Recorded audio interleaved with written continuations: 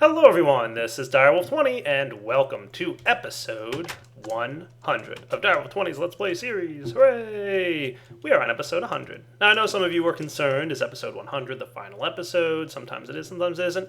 Usually my Let's Play series are just along the lines of whenever I feel like the series is not very interesting or entertaining anymore, or it's just, kind of run its course is when I'll stop. There is no magic number for when I'll stop. It could go up to episode 105 or it could go up to episode 150. It really depends on how much there's left to do, how much fun I'm having in the world, and I'm still having quite a bit of fun here.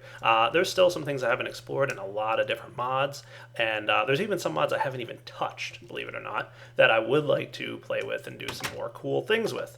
However, this episode being episode 100 is a little bit special, so I decided to reveal a top secret project that I've been working on lately. I think it's really cool, and I'm pretty proud of it, and I'm really excited to show you guys what it's all about. So, I haven't entirely decided even how I'm going to reveal it. That's how unprepared I am, I guess, for this episode. But I think what I'll do is probably set up an area and then start working with it and then show it off and then give it to you guys so you can play with it as well. So it's going to be something that you are capable of playing with and getting, and it's very easy to use. Any one of you should be able to go ahead and snag this and use it starting immediately. So, without further ado, let's take a look at the top secret project that I've got ready to reveal in episode 100. Woohoo! Alright guys, we are back, and it's time to check out what I'm going to make. So first off, I need to get some more advanced monitors. I think I'm going to need about 12 of them in total. And as a matter of fact, I'm going to get 24 of them, I think, just to have a few extra. That should be good. And we're also going to want some cables from Computercraft. So networking cable, we're going to want a handful more of these. That ought to do. And modems, we'll definitely want some modems. Wired modems, yes, that'll work. Cool. There's one component I'm missing, though. That would be a computer. That's because I can't make one. That's right, I cannot make the computer that I need to do with this. So if you guys have ever seen any of my spotlights on Computercraft and you're interested in Computercraft, you will have noticed that a version or two back, Computercraft added something very, very cool called command computers. These are computers that can, believe it or not, do anything that a command block can. However, you need to be an op. There is no crafting recipe for command blocks, obviously, so there's no way to get command computers unless you're an op. Cool?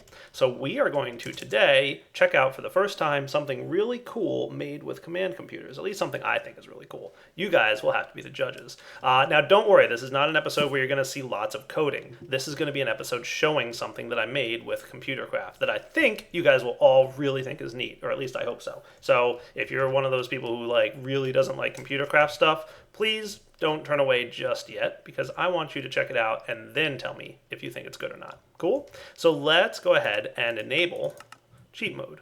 Cool? I have to cheat in order to give myself a command computer. Now, the problem with command computers is you can't interact with them unless you're an op and you're in creative mode. And simply being in creative mode is not enough. You have to actually be an op on a server. Now, if you're playing in a single player world, the easiest way to do this is to, when you create your world, either turn on allow cheats or turn on the LAN mode and allow cheats on. So now that I've started a LAN mode and we've allowed cheats, I am now able to access my command computer, which works just like a computer, except it has access to all the command blocks functionality. So you can do everything that a command block can do. Pretty cool, right?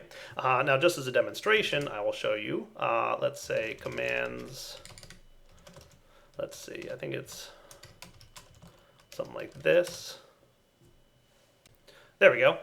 So just like with the XP command, where you can give an amount to a player, and you can use the @a symbol for command blocks, you can do the same with Computercraft commands. So I just did the same thing that commands XP does. I gave myself 0 experience, just as a demonstration, right? So anything that a command block can do, this thing can do as well. There's a couple other cool tricks that command computers can do.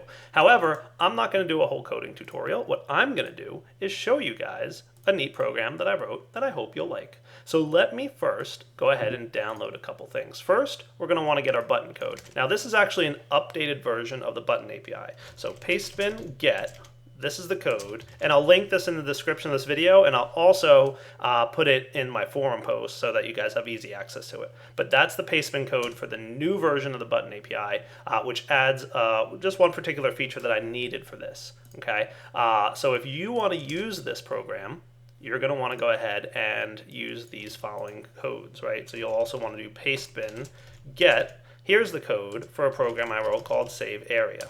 Okay, and then finally, here's the main program, pastebin get this guy, and I'm going to call this checkers. Now, if you guys have seen my checkers program in the past, I wrote a program like 2 years ago that used turtles and stuff with checkers. I've updated that program and modified it and done a bunch of cool stuff, in my opinion, that basically allows it to work with computers and command computers. So now what I'm going to do is clear away some land and throw down a wired modem. You're going to want at least one monitor, but I'll talk about that requirement in a minute here. So let's see. I think 1, 2, that should be good.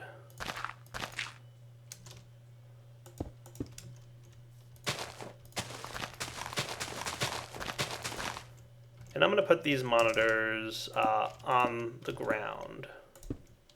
So obviously, because I'm in cheat mode still, I'm not using these, but I'll just delete them in a minute so that I'm not cheating. I don't want to be yelled at for cheating. And then we'll throw a modem here. We activate the modem here. We activate the computer here.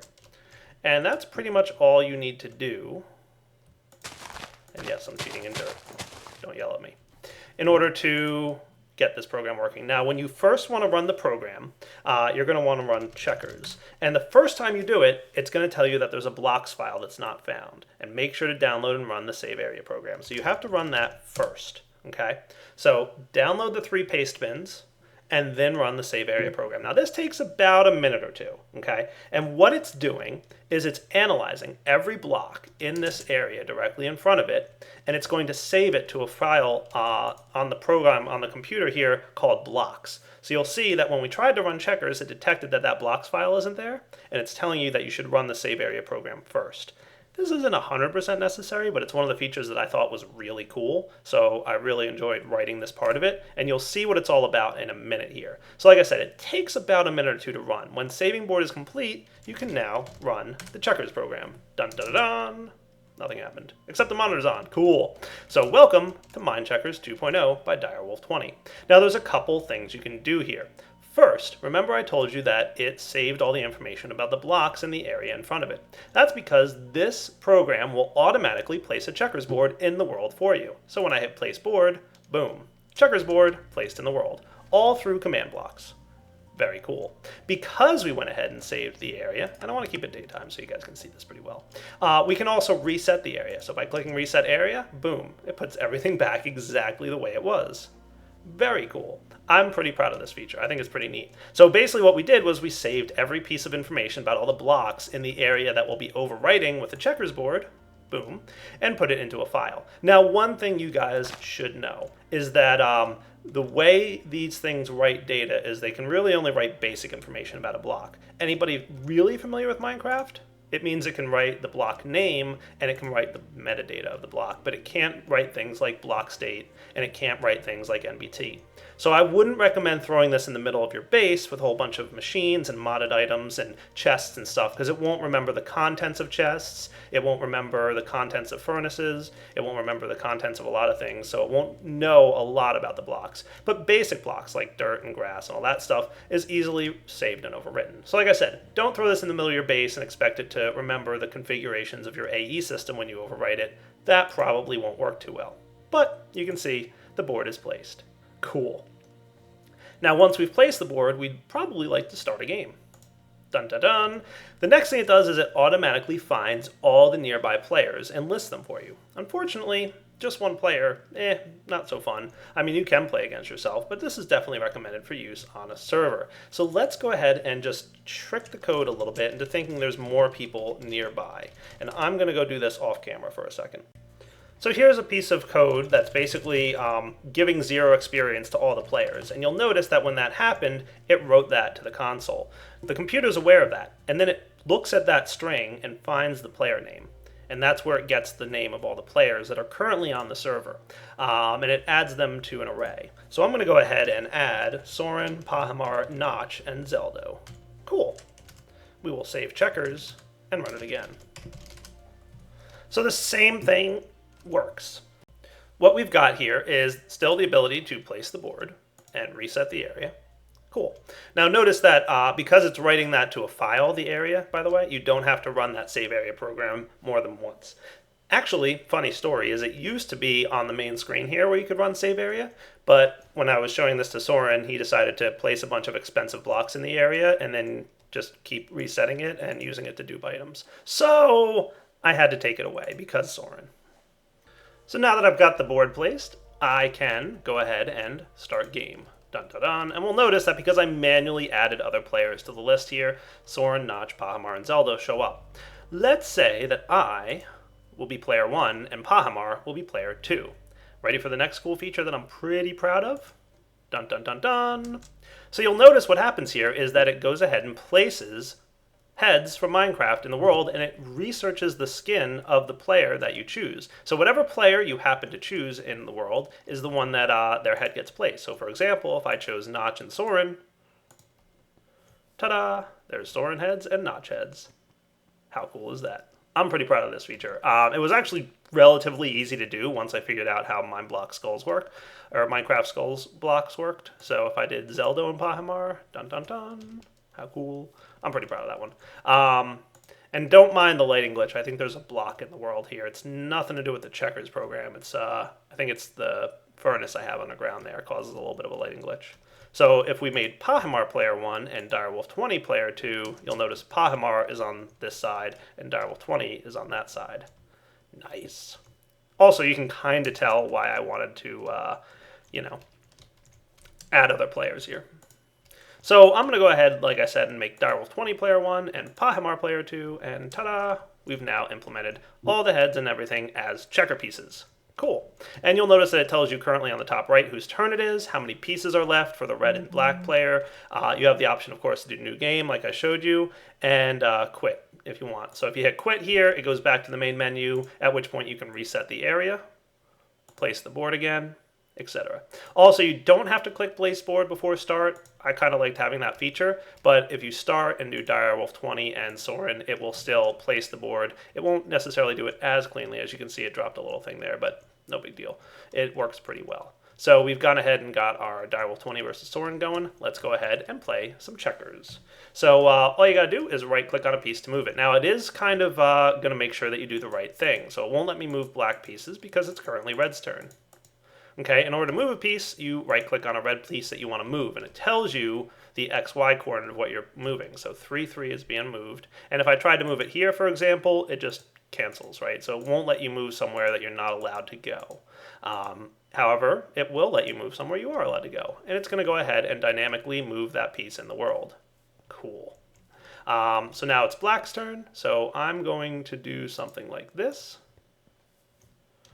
Neat.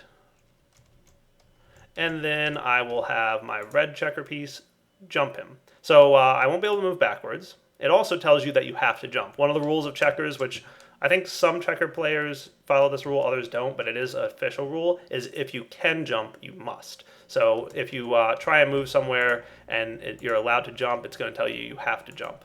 So I'll go ahead and hit that guy, and we'll watch my checker piece jump Soren. Haha, see ya, Soren. Nice. But uh-oh, Soren can jump me now. Not cool. Dun dun dun. And that is pretty much my checkers program. Now there's a couple other cool things that I added in there that I thought were pretty neat. Let's go ahead and see some of them. So I'm going to go ahead and put this guy.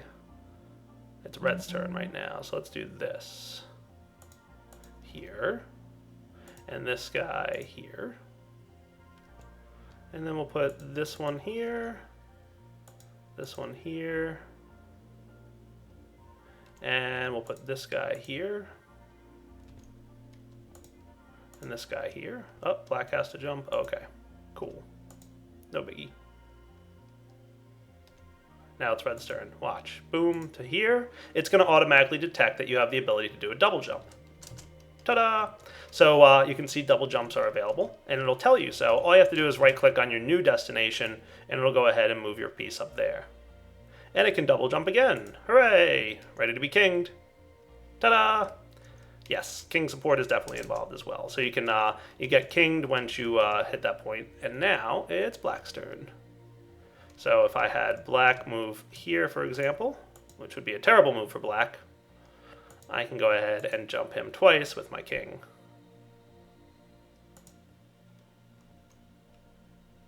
Cool. So as you can see, it's keeping track of the number of pieces remaining over here on the right-hand side. And that is pretty much the main functionality of the checkers game. So it should work. There might be one or two little bugs that I still have to work out. But I welcome you guys to download it and check it out and let me know what you think. Now, if you guys want to play with two different checker monitors, I added multi-monitor support both to my button API and this thing. So let's take a look at dual monitor support. So this was something else that I was pretty proud of. It definitely supports the ability to have more than one monitor, which is neat, I think. So I'm just going to go ahead and do it here. And we'll put the monitors like so. How's this sound? Now you can really lay these out however you want. So if you want to, have one monitor on one side of the board and another monitor on the other side of the board, that would be cool. That's kind of what it's intended for, so that each player has their own monitor. But you could really set this up however you want. Technically, this program should support as many monitors as you would want. There we go, monitor 1 connected to the network. And all it's really doing is mirroring everything that it puts on monitor 1 to monitor 2. So if I run the checkers program, you'll notice that it now is mirroring both. And if I hit reset area, you'll notice both reset, place board, both place board, start game. And either monitor can be used to control. So I'll put Notch on here and I'll put Soren on here. It doesn't matter, you can use one monitor for everything or the other monitor for everything, or one monitor for some and the other monitor for others. But it basically just duplicates everything that the other monitor is doing. So this monitor can be used to control red pieces and black pieces. And the same over here. So it's not like one monitor controls one or the other.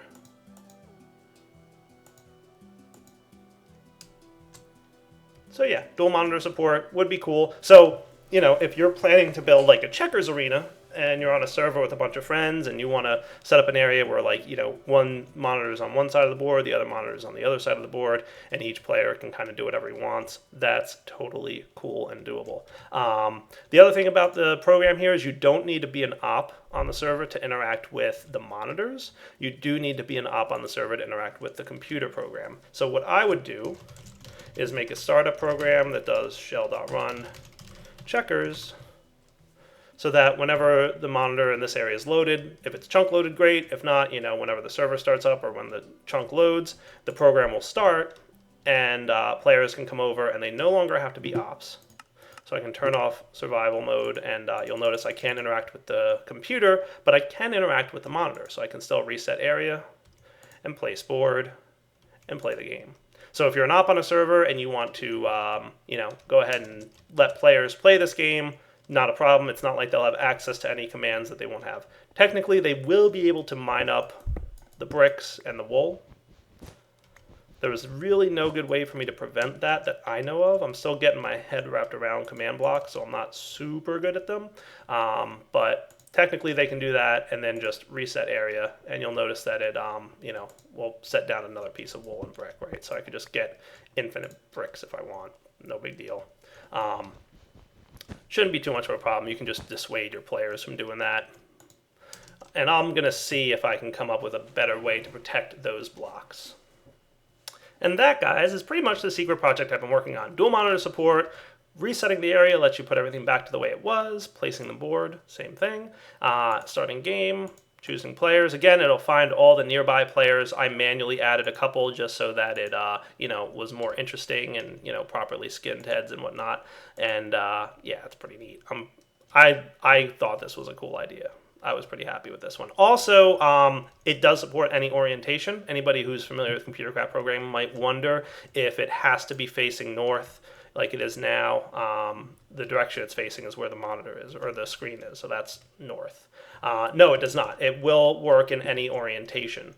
If you do decide to pick up and move the command computer, you're going to want to go ahead and rerun that save area program. That's the only thing you'll need to do. But yes, it will work any orientation, so it should work, even if you place it in the east, south, or west direction, shouldn't matter.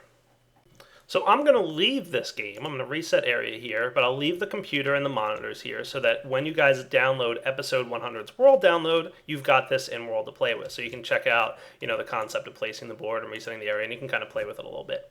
I think I'll do a separate video where I explain the code, so like my normal code spotlight video. But for now, I think I'm done showing you the program. So we've got a little time left in this episode for episode 100. So let me figure out what I'm going to do for the last 10 minutes here or so. I might go back to my Twilight Forest escapades and start playing with that a little bit. And I'll be back in a minute.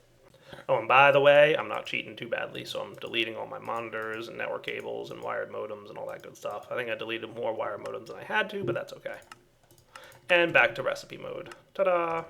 So the only thing I really had to cheat in was the command computer, because no other option. Alright guys, we are back, and I am going to head back to the Twilight Forest for the last few minutes of this episode, because I want to start exploring the next place on our list, which I think is the last place I've ever really been to on camera. So I'm very interested in checking out what's next. So let's go ahead and zip on over there. And I might complete some of this dungeon between this episode and next so that we can get into next episode straight to some of the new content that's available. So we've already killed the Hydra. We've already done the Trophy Champion. Carmonite Acclamation. Yes. So now the Carmonite Tower's devices will obey me, so I just have to go over to the Carmonite Tower and check out what that place is all about. Now I think, have we reset the portals here? I guess they are reset. So let's grab our map and see what we've got. So we have to head all the way up there to the northeast, it looks like. So yeah, I'm going to head that way to where that little pig is on the map, and we'll be right back. Alright guys, looks like I've made it here. Checking out the map, dun dun dun, we've got this little place. You can see me on the top right of the map there, right near the pig picture. This is a really tall tower, and if you've never seen me climb this thing, it's pretty darn cool. Though I have done it a couple times, and I've usually, what you'll see is that there's like a handful of things available in the tower. So you'll see here there's doors that you can right click on. These doors wouldn't be functional if you hadn't done some stuff already, like cleared out the last achievement. There we go. Cool. And it looks like our first tower climb is ready to go. So basically what you want to do is climb to the very top of the tower, and you'll find a pretty nasty boss up there. You'll also find some nifty things and chests throughout. I probably don't need any Red Bull.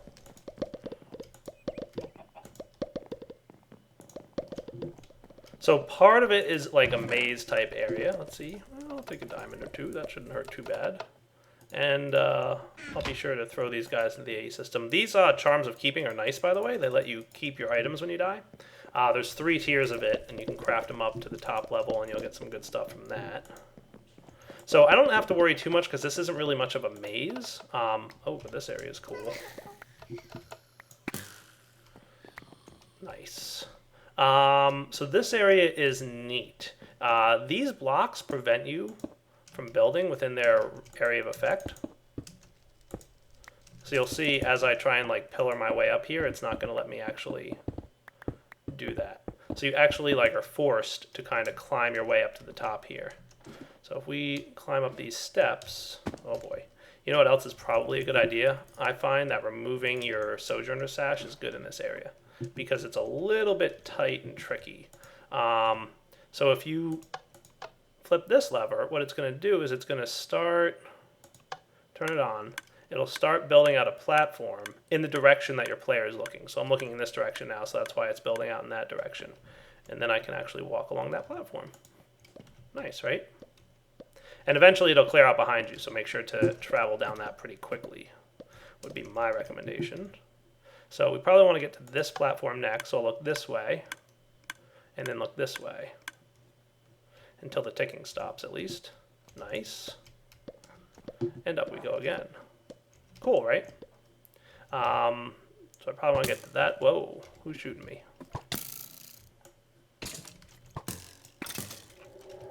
Oh, I got a Morby hat.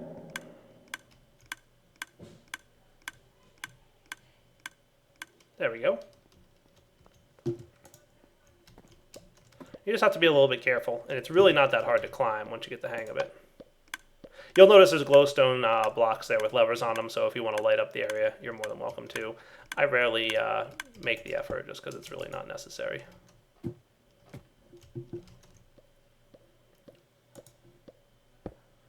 You can see it's even removing my blocks from blood magic there. So this is an easy one, just straight across.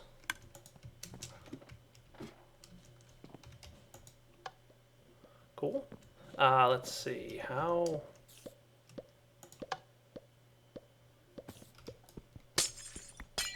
I think what I'll do is break this out a little bit.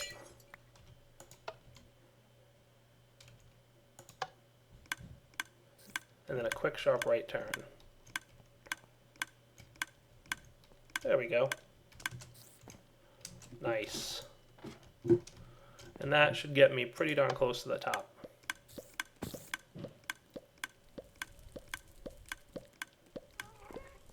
There we go. Awesome. So you might find a couple of those. So if I do run into another one of those puzzles, I will not record it. What I'm going to do is just kind of make my way to the top here. I could probably put my Sojourner's Sash back. Yoink. That makes things a little bit quicker. Mini ghasts. Only in the Twilight Forest. They're kind of nice though, because you get a decent amount of gas tiers out of them.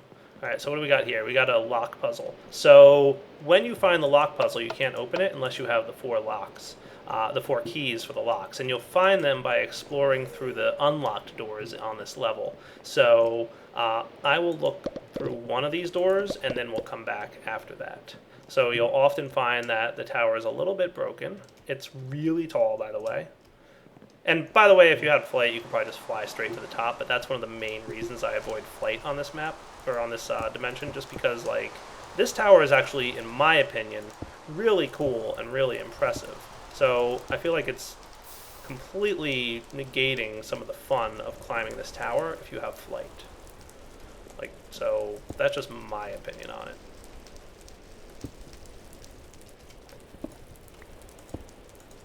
There we go.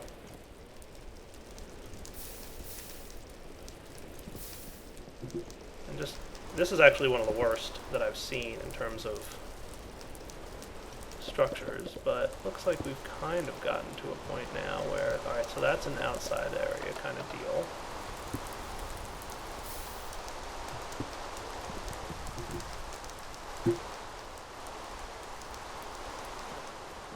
Just looking for like a treasure chest of some kind that would have a key in it. This is definitely like the worst of the worst when it comes to ruined towers. So here's another kind of puzzle room. Again, probably a good time to take your sash off.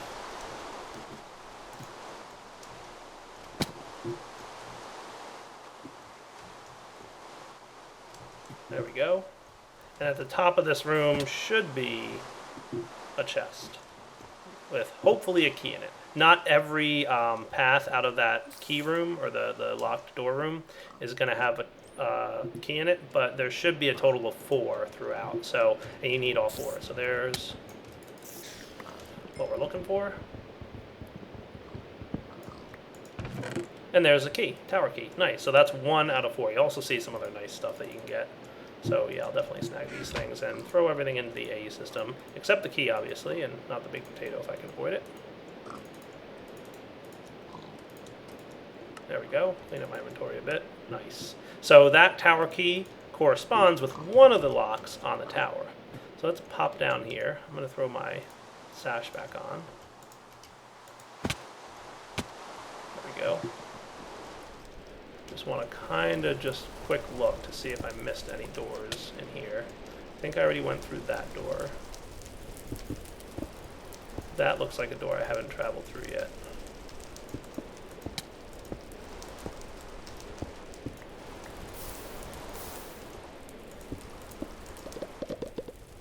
that's just another tower entry area up there. Okay, that's cool. So I think that's good. I'm going to pop down to the bottom of this area with just a quick fall. I should be able to survive that. And so that's one of the tower keys that we need.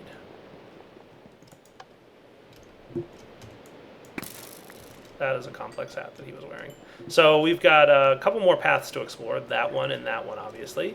I will come back in a minute once I've done that. So by the way, this is an undamaged tower component. Cool. You can see it's much easier, obviously, to navigate. And sometimes you have to do something like that. So no key in this chest. But then we reach the top of the area, and there's a couple doors that we can go explore through.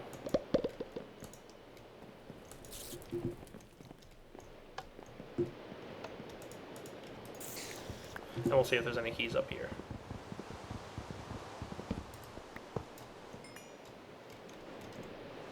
Nice, I got that. Cool.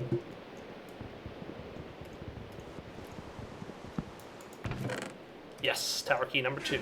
Nice. Should probably check out what this is. Efficiency 3? Take these guys, though. Sure, I've got plenty of efficiency 3s. So that's tower key number 2. That's a good sign. I'm going to explore the other areas of this tower. I just wanted you to see what an undamaged tower is like. Obviously much easier to, you know, traverse through and not run into all kinds of fire and brimstone. Alright, so this part is kind of damaged. Awesome. Alright guys, so that's 2 tower keys down, 2 to go. I'm going to explore the rest of this area. I will unlock that thing. I'll start progressing up the tower, and if I find any new puzzles that are neat when we're showing you, I will. But I'll probably next episode progress through this tower rather quickly and get to the end boss, so that next episode we can come back and check out some cool stuff. The other thing I need to do though before we do that is, well, this is the path I was going to go down, so let's do this one. I'm going to drop my portal gun here. Let's see, blue has my portal gun in it, I'm sure.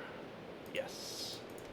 So this way I can head back to my base because it is episode 100. So that means world download time. Awesome. Teleporting back to the base. Dun, dun, dun, dun. So I'm going to drop all my stuff in a chest, save my world, upload it for you guys so you can download and play with it.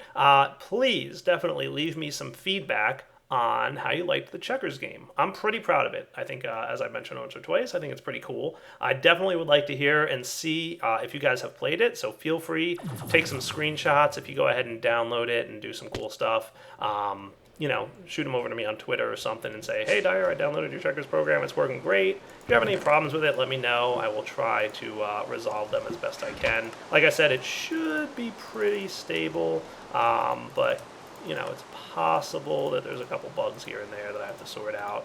I'll try and update it as I can, and I'll keep the forum post up to date on when I get those updated. Also, I will look towards making a tutorial video separate from the main series where I explain how the code works and all that. So those of you interested in checking out how the code operates and all that good stuff, there'll be a separate video covering that. For now, Direwolf20 signing off. Hope you guys enjoyed the episode, and on to episode 101. Take it easy, guys.